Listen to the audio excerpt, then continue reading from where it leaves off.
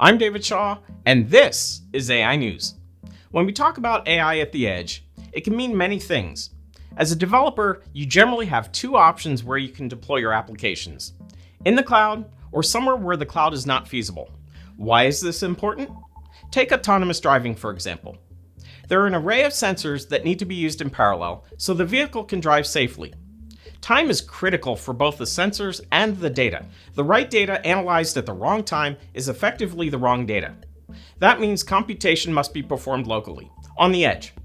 In a case like this, you can't expect the vehicle to be constantly connected. Consider the case for smart cities looking at smart parking.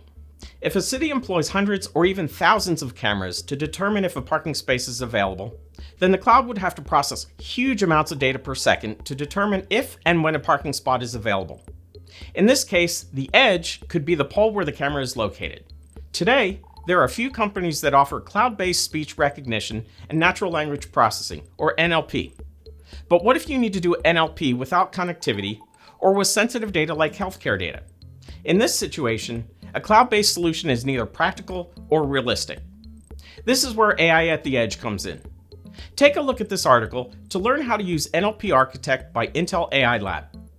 NLP Architect is an open source Python library that allows developers to leverage deep learning frameworks to support a range of NLP tasks such as intent extraction, word chunking, reading comprehension, and many more.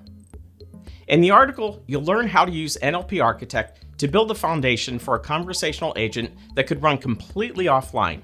It walks you through setting up the environment, installing and updating NLP Architect, running the intent extraction demo, and creating your own HTTP client. Check out the links, keep developing, and stay tuned for the next episode. Hey everyone, thanks for watching this video. If you liked it and haven't seen any of our other videos, subscribe to the Intel Software YouTube channel. You can also connect with other developers and enthusiasts in the comments, and we'll see you all next time.